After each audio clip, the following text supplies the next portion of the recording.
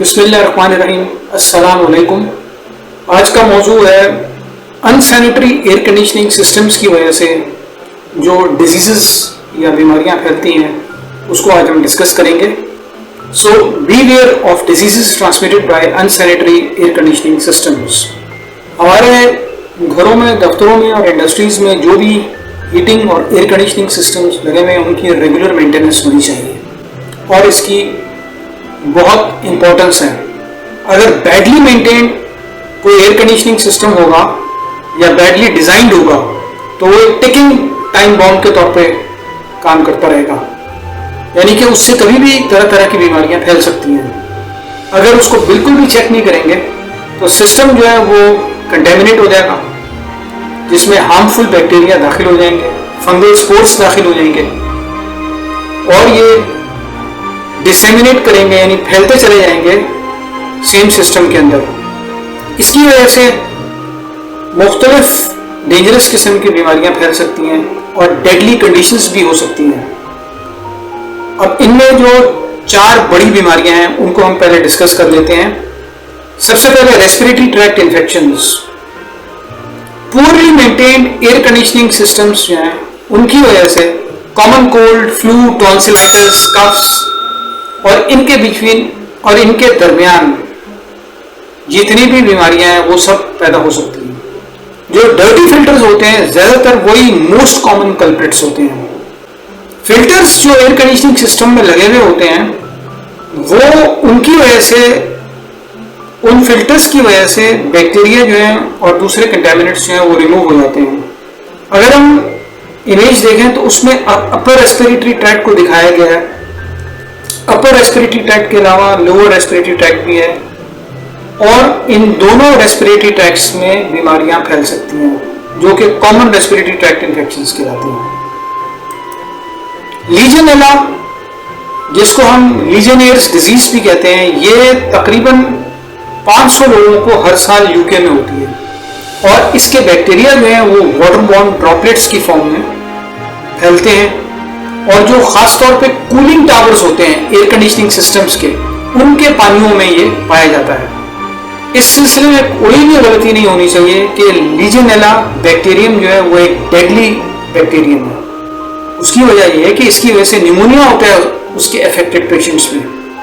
ऐसे पेशेंट्स जिनका compromised immune system हो या कोई लंग डिजीज हो वो मोस्ट वल्नरेबल होते हैं। लीजेनियर्स डिजीज जो है वो एयर कंडीशनिंग सिस्टम्स की वजह से दुनिया भर में फैलती है और इसमें जो मोर्टेलिटी रेट यानी डेथ रेट है वो तकरीबन 10% है, यानी कि हर 10 आदमी में से एक शख्स को लीजेनियर्स डिजीज हो सकती है और उसकी डेथ हो सकती है। जैसे कि तस्वीर में दिखाया गया है कि इसके जरासीम जो है वो डायरेक्टली लंग्स में इन्फेक्ट करते हैं। जैसे कि मैंने आपको बताया, लीजेनियर्स डिजीज जो है वो निमोनिया की एक किस्म है जिसमें जरासीम जो है वो लीजेनेला नीमोफिला इन्वॉल्व होता है और ये कंटेमिनेटेड वाटर जो होता है एयर कंडीशनिंग सिस्टम्स के अंदर, उनके जरिए ये फैलता है। अमेरिकन लंग एसोसिएशन के मुताबिक 20 लीजेनियर्स आउटब्रेक्स जो है वो दुनिया भर में होती हैं, जिनसे 5000 लोग जो इन्फेक्ट होते हैं और ज्यादातर इसकी आउटब्रेक्स जो है वो hotels, long term care facilities और हॉस्पिटल्स में होती है। अगर हम इसमें एक पाई चार्ट देखें तो उससे पता चलता है कि 44% डिजीज जो है ये होटल्स में और रिजॉर्ट्स में होती है। इसके अलावा लॉन्ग टर्म केयर फैसिलिटीज में 19% होती है, हॉस्पिटल्स में 15% तक लीजेनियर्स डिजीज के केसेस आते हैं। ब्लैक मोल्ड यानी काली फंगस जो है वो भी एयर कंडीशनिंग सिस्टम्स की वजह से होती है। मुख्तलिफ किस्मों के फंजाई हैं, यानी फफूंद जो है वो मुख्तलिफ किस्मों के होते हैं। ब्लैक मोल्ड जो है ये one of the deadliest forms of fungi है। ब्लैक मोल्ड के अंदर से डेडली माइकोटॉक्सिन्स जो है वो पैदा होते हैं जिनकी वजह से बीमारी ये फैलती है। अच्छा, अगर इसके माइकोटॉक्सिन्स जो हैं वो इंसान के साथ कांटेक्ट में आ जाएं तो लंग डैमेज हो सकता है, लॉन्ग टर्म हेल्थ प्रॉब्लम्स हो सकती हैं। अगर सेंट्रल एयर कंडीशनिंग सिस्टम है और उसमें डक्ट्स का निज़ाम फैला हुआ है, तो एयर कंडीशनिंग डक्ट्स के अंदर मोल्ड की कंटेमिनेशन यानी जो फंगस की कंटेमिनेशन है वो एक मेजर हेल्थ इशू बन जाता है। लिहाजा सिस्टम्स जितने भी हैं उनको मेंटेन किया जाए, क्लीन किया जाए रेगुलरली, और फिल्टर्स की सफाई की जाए, फिल्टर्स को रिप्लेस किया जाए, ताकि ब्लैक मोल्ड जो है वो या ब्लैक मोल्ड के स्पोर्स जो हैं वो भी उसमें ना पाए जाए। वरना क्या होगा कि ब्लैक मोल्ड के स्पोर्स जो हैं वो इन्हीं डक्ट्स के अंदर सर्कुलेट होते रहेंगे और बिल्डिंग के अंदर भी सर्कुलेट होते रहेंगे। सिक बिल्डिंग सिंड्रोम। अब सिक बिल्डिंग सिंड्रोम जो है ये 70s में और 80s में सबसे पहले रिसर्चर्स ने दरियाफ्त किया था, और ये ऑफिस बिल्डिंग्स में होता है और लोगों को जो वहाँ पे काम कर रहे होते हैं उनको ये हो जाती है बीमारी। सिक बिल्डिंग सिंड्रोम में रेस्पिरेटरी इन्फेक्शंस होते हैं, जनरल एक्स यानी जनरल पेन्स जो हैं मुख्तलिफ किस्मों की बॉडी में होती हैं, और एक हल्का सा एक ख्याल सा आता है दिमाग में कि आदमी जो है यानी जो शख्स जिसको बीमारी होगी वो अनवेल अपने आप को फील करता है, और ये सब कुछ badly maintained air conditioning systems की वजह से होता है। जिन लोगों में लो इम्यून सिस्टम्स हैं अक्सर वो थ्रोट इरिटेशन की शिकायत करते हैं, टाइटनेस इन द चेस्ट की शिकायत करते हैं, रनी नोज होता है, उनमें इची आइज होती हैं, खुजली हो रही होती है आंखों में, स्किन रैशेस होते हैं, हेडेक्स होते हैं, और नॉन सीरियस किस्म की प्रॉब्लम्स होती हैं।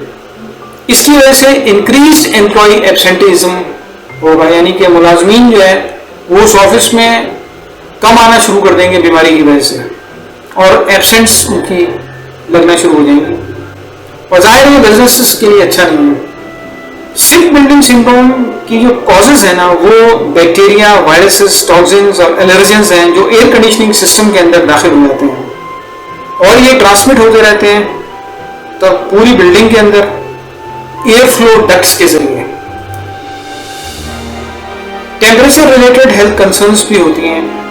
अगर एयर कंडीशनर क्लीन भी हो तो कुछ ग्रुप्स ऐसे हैं लोगों के जो बहुत ज़्यादा सेंसिटिव होते हैं कि उनके इर्द गिर्द जो हवा की कंडीशनिंग हो रही होती है वो उसको ना बर्दाश्त नहीं कर सकते, सेंसिटिव होते हैं। अच्छा, इसके अलावा अगर लो ह्यूमिडिटी हो, जैसे कि एयर कंडीशनिंग जो है उसकी वजह से आपको बताया कि बिल्डिंग का के अंदर जो नमी होती है वो मुसलसल बाहर निकलती रहती है, तो अंदर ड्राइनेस हो जाती है, तो उस ड्राइनेस की वजह से भी बॉडी में कुछ असरात होते हैं।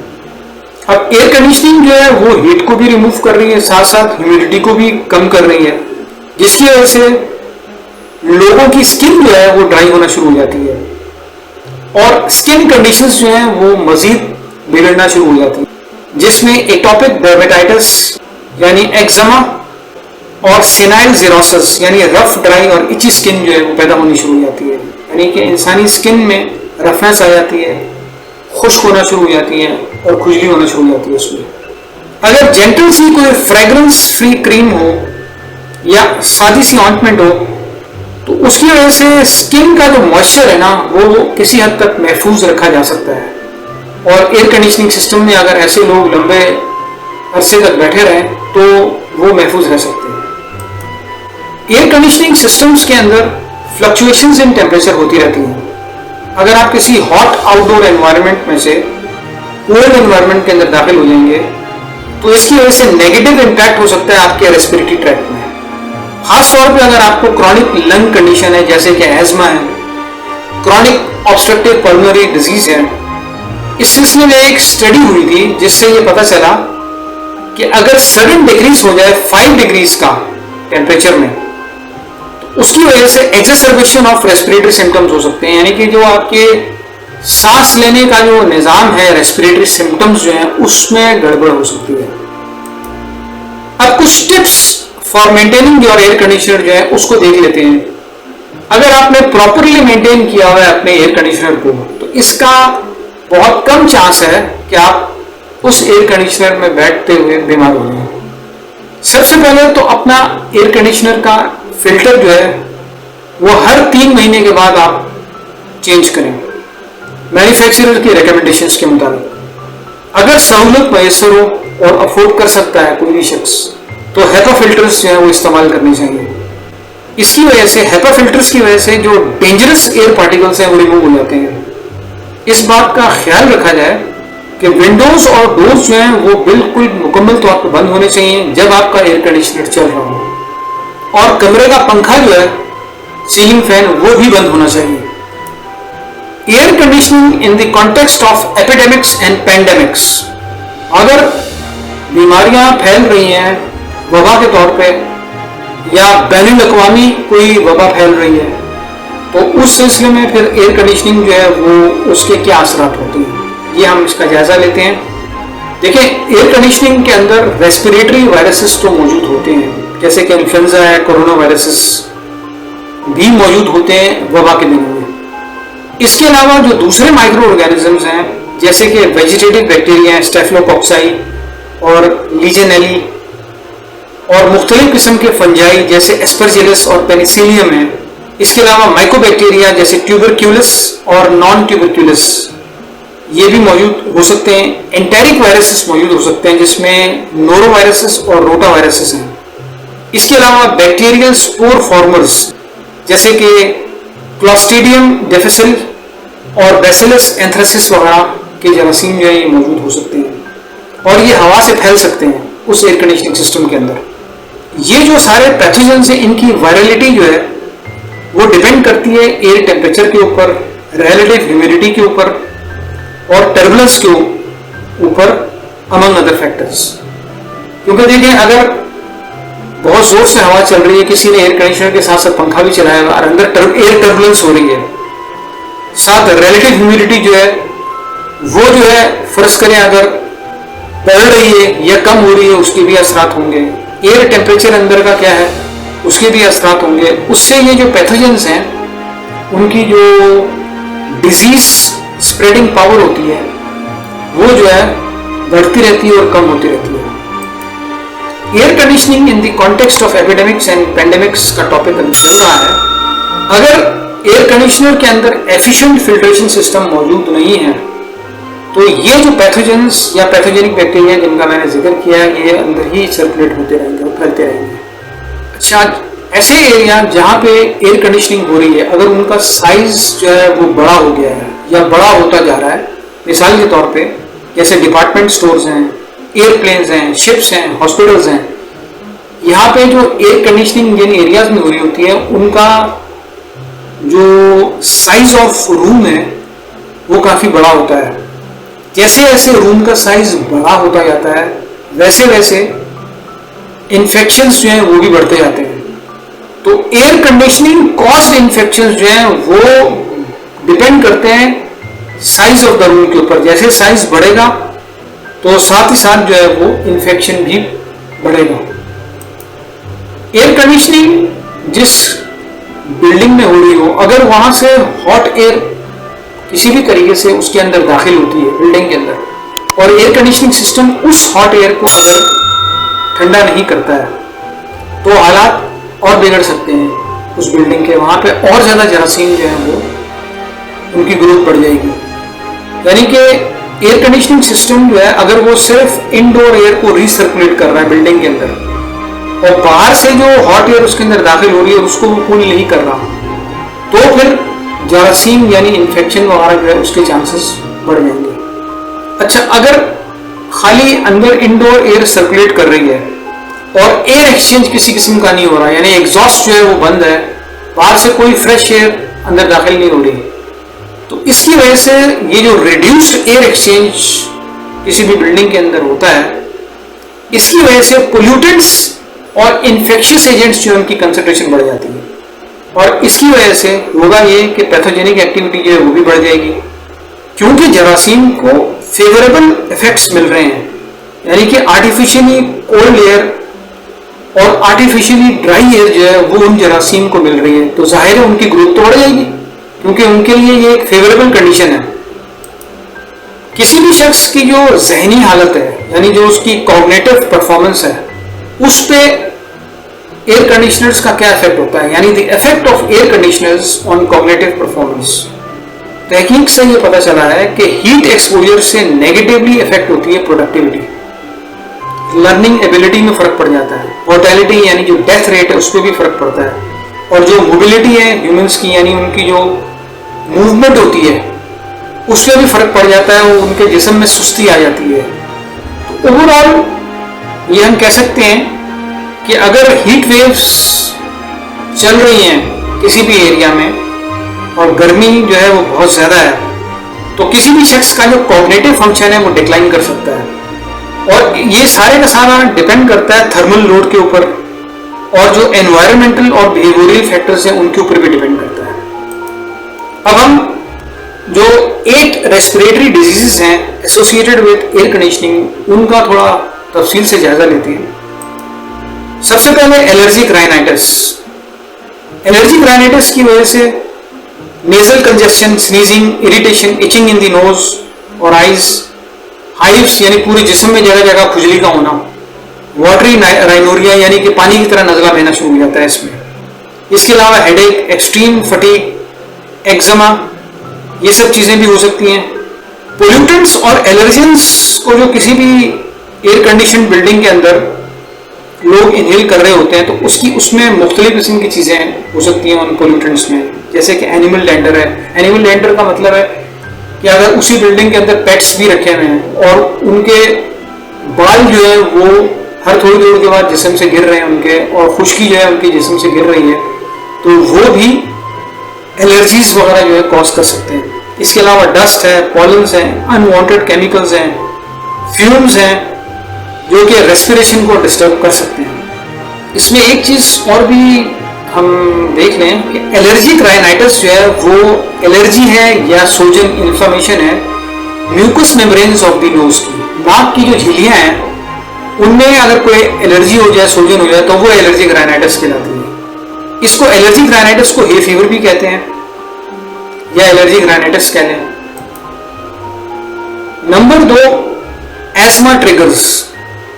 इनमें मुख्तलिफ किस्म के चीजें जो है वो किसी भी शख्स के अंदर एस्मा या एस्मा की तरह की कंडीशन पैदा कर सकते हैं, दमा या दमे की तरह की हालत, जिसमें डस्ट माइट्स हैं, यानी कि ऐसे जरासीम जो कि डस्ट के अंदर मौजूद होते हैं। फ्रेगरेंस, मुख्तलिफ किस्म की खुशबू हैं जिनके अंदर से वोलेटाइल ऑयल्स या वेपर्स निकल रहे होते हैं, वो भी एस्मा कॉज कर सकते हैं। इसके अलावा सिगरेट का स्मोक है, cigarette smoke, cleaning chemicals, pets जो हैं उनका जो एनिमल डेंडर होता है उससे भी एस्मा हो सकता है। इसके अलावा मोल्ड यानी मुख्तलिफ किस्म की जो फंजाई हैं, फफूंद हैं, उससे भी एस्मा की शुरुआत हो सकती है। अब होता इसमें यह कि ब्रोंको कॉन्स्ट्रिक्शन होती है, यानी लंग्स के अंदर जो ब्रोंकाई हैं वो नैरो होना शुरू हो जाते हैं। ये क्यों होते हैं? स्मूथ मसल्स की कॉन्ट्रैक्शन की वजह से म्यूकस सेक्रेशन जो है वो इसमें बढ़ जाता है, और इन्फेक्शन जो है वो ब्रोंकियल वॉल्व्स का वो भी पैदा हो जाता है। नंबर 3, कोविड-19 यानी कोरोना वायरस का जो इन्फेक्शन है वो। इस सिलसिले में मैं ये बता दूं आपको कि कोविड-19 outbreak associated with air conditioning in restaurant Guangzhou China 2020 में चाइना में एक ग्वांगझू शहर के अंदर रेस्टोरेंट था जहां पे कोविड-19 का आउटब्रेक हुआ था उस रेस्टोरेंट के अंदर, और वो एयर कंडीशन रेस्टोरेंट था। तो एयर कंडीशनिंग की वजह से भी कोरोना वायरस फैल सकता है। Number 4, hyper sensitivity pneumonitis. Hyper sensitivity की वजह से जो न्यूमोनाइटिस होता है इसको एयर कंडीशनर लंग्स भी कहा जाता है। ये इम्यून डिसऑर्डर है। अगर किसी भी किस्म के टॉक्सिक सब्सटेंसेस जो हैं वो अगर हमने इनहेल किए हुए हैं तो इसकी वजह से लंग्स के अंदर सोजन हो सकती है। अगर इसके रेपिटेटिव एपिसोड्स होते रहें, यानी कि ये बार बार ये बीमारी होती रहे, इसके अटैक्स होते रहें, तो उसके बाद फिर ये एक सिंड्रोम में तब्दील हो जाता है, यानी कि मुख्तलिफ किस्म के सिम्टम्स जो है वो इसमें शामिल हो जाते हैं, या मुख्तलिफ किस्म की जो डिजीज है उनका ये मजमुआ बन जाता है। अगर हम एक्सरे देखें तो इसमें वाज़ेह तौर पे नजर आ रहा है कि लंग्स के अंदर सोजन मौजूद है। लैरिंजाइटिस, ये इन्फेक्शन ऑफ द लैरिंग्स कहलाता है, यानी कि हमारा जो वोकल कॉर्ड होती है गले के अंदर, जहां से हमारी आवाज पैदा होती है, हम कुछ बोल सकते हैं उसके जरिए, तो वोकल कॉर्ड में इरिटेशन शुरू हो जाती है। जो क्वालिटी हमारी वॉइस की होती है वो डिस्टर्ब होना शुरू हो जाती है, उसकी वजह से थ्रोट पेन होता है। अच्छा, लैरिंजाइटिस जो है वो वायरल भी हो सकता है और फंगल भी हो सकता है। अगर हम वायरल लैरिंजाइटिस की इमेज देखें तो उसके अंदर हमें नजर आ रहा है कि हाइपर वेस्कुलरिटी हो रही है, यानी कि बहुत ज्यादा उसके अंदर ब्लड वेसल्स छोटी छोटी जो बारीक किस्म की है वो नजर आ रही हैं। और फंगल इन्फेक्शन अगर इसमें हो जाए लैरिंजाइटिस में तो उसमें आपको तस्वीर में नजर आ रहा है कि वाइट पैचेस पैदा होने शुरू हो जाते हैं। लीजियनियस डिजीज को हम तफसील से देखेंगे, ये 6 नंबर की डिजीज है। इसके अंदर बैक्टीरियम लीजियनेला जो है वो इन्वॉल्व होता है, इसी वजह से इसको लीजियनियस डिजीज कहते हैं। इसमें सिर्फ एक चीज याद रखने की है कि ये सीवियर टाइप ऑफ निमोनिया होता है। ड्रॉप्स ऑफ वाटर जो कि पानी में मौजूद होते हैं, एयर कंडीशनिंग सिस्टम के अंदर मौजूद होते हैं, इसकी वजह से लीजियनियस डिजीज होती है। और वो जो एयर कंडीशनर के अंदर से ड्रॉपलेट्स निकलते हैं, उन ड्रॉपलेट्स के अंदर से जो ड्रॉपलेट्स उसके अंदर से निकलते हैं और फजा में थोड़ी देर के लिए तैरते भी हैं, उन ड्रॉपलेट्स के अंदर ये स्पेसिफिक बैक्टीरिया मौजूद होता है। जिन पेशेंट्स के वीक इम्यून सिस्टम्स होते हैं उनको खासतौर पर यह बीमारी लग सकती है। इसके साइंस एंड सिम्टम्स ये हैं कि पॉन्टियक फीवर होता है, यानी कि फ्लू लाइक इलनेस होती है, हेडेक हो सकता है, चेस्ट एक हो सकती है, सीने में दर्द, सर में दर्द, कफ, मस्कुलर पेन, पट्ठों में दर्द है, नोजिया, वॉमिटिंग और डायरिया, ये सब चीजें मुमकिन है इसमें। इसकी डायग्नोसिस कैसी होगी लीजियनियस डिजीज की? यूरिन टेस्ट और स्पूटम टेस्ट यानी बलगम का टेस्ट होगा तो उससे ये कंफर्म हो जाता है। एंटीबायोटिक्स के जरिए ये बीमारी ठीक हो जाती है। जितना जल्दी डायग्नोसिस होगी उससे फायदा ये होगा कि इफेक्टिव ट्रीटमेंट जो है वो मुमकिन होगा। 7 नंबर पे फेरिंजाइटिस है। फेरिंजाइटिस यानी गले की झिल्लियों की सूजन, ये फेरिंक्स का इन्फेक्शन कहलाता है। इसको सोर थ्रोट भी कहते हैं। इसके अंदर फेरिंजाइटिस के अंदर बैक्टीरिया, फंजाई और वायरसेस तीनों इन्वॉल्व हो सकते हैं।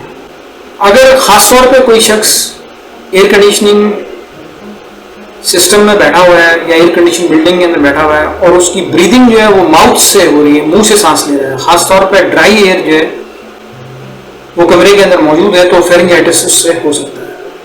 इसके अलावा तेजाबियत अगर है और एसिड रिफ्लक्स हो गया, यानी मैदे से तेजाब जो है मुंह की तरफ आ रहा है, तो उससे वो सोर थ्रोट उससे भी हो सकता है।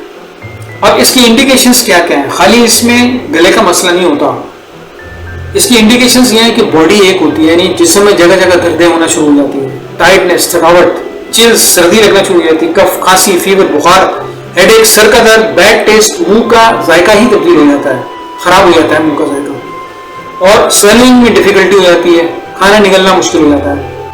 अब इसका ट्रीटमेंट तो होम रेमेडीज है, यानी घरेलू टोटके हो गए, एंटीबैक्टीरियल मेडिकेशंस हो गई, और एंटीबायोटिक्स के अंदर एमॉक्सिसिलिन, पेनिसिलिन वगैरह, इनसे फायदा हो सकता है। और डॉक्टर्स जो हैं ये मेडिसिन ज्यादातर प्रेस्क्राइब करते हैं। तस्वीर में अगर हम देखें तो वायरल, बैक्टीरियल और फंगल फेरिंजाइटिस तीनों का फर्क जो है वो इसमें दिखाया गया है। 8 नंबर पे वर्सनिंग ऑफ ब्रोंकिएक्टेसिस है। ब्रोंकिएक्टेसिस के अंदर scarring of the tissues in the bronchi होता है, यानी कि ब्रोंकाई के जो टिश्यूज है ना उनकी स्कारिंग शुरू हो जाती है, यानी कि वो एक समझने के फिब्रोसिस का अमल उसमें शुरू हो जाता है और हार्डनिंग ऑफ द टिश्यूज जो है ना वो शुरू हो जाती है। और ज्यादातर ये होता है ओल्डर एज पेशेंट्स के अंदर, यंगर जो पेशेंट्स हैं उनके मुकाबले में ओल्डर एज पेशेंट्स आपको ज्यादा मिलेंगे। इस एज ग्रुप में, यानी जो ओल्डर एज पेशेंट्स का जो ग्रुप है, उनको एयर कंडीशनिंग जो है वो अवॉइड करनी चाहिए।